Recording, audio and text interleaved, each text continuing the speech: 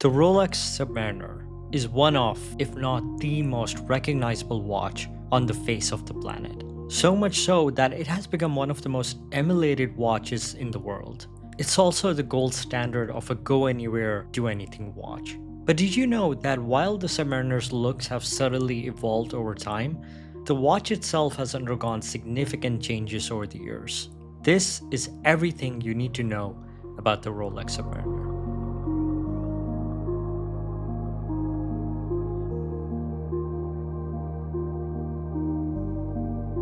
The Sub's story began long before its official debut at the 1953 Basel Watch Fair. It began with the introduction of the waterproof oyster case in 1926, the self-winding perpetual movement in 1935, and the revolutionary twin-lock winding crown system in 1953.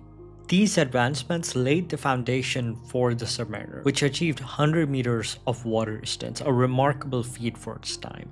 From there, the Sub quickly rose to fame, becoming James Bond's watch of choice before Omega took over in 1995.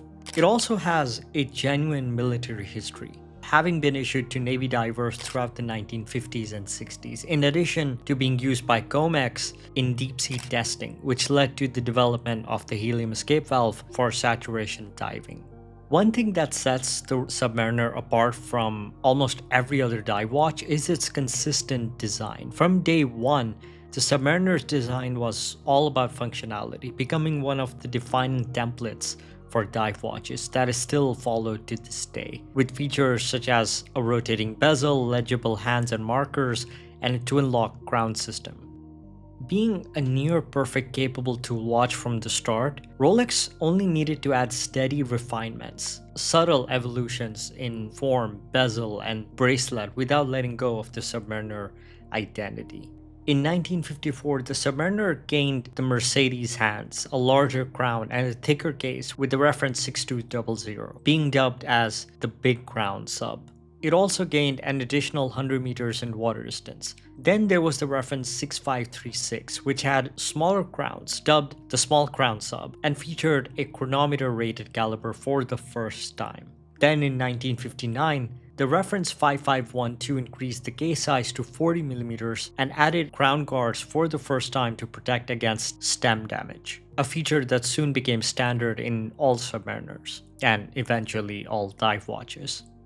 It was also around this time that Rolex began switching the luminous paint on the dial from radioactive radium to a safer tritium-based luminous paint for the indexes.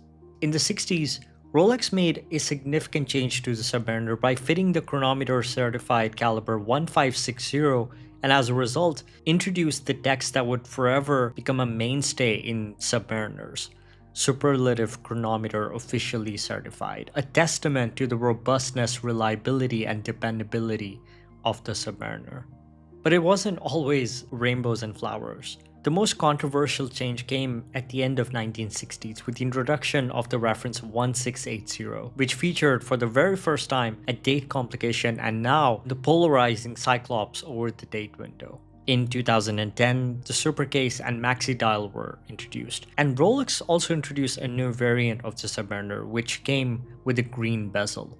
Shortly after, the Sub switched from aluminum bezels to Cerachrom ceramic bezels, which were virtually fade-resistant, not to mention highly scratch-proof.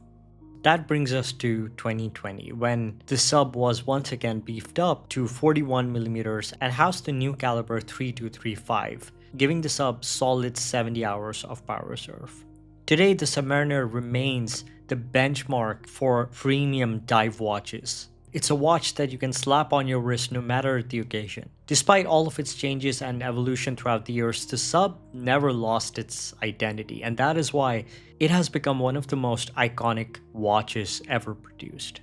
While many watch brands come out of the gate with the luxury stamp, Rolex didn't start that way. The hype surrounding the brand was largely perpetuated due to its unbeatable quality.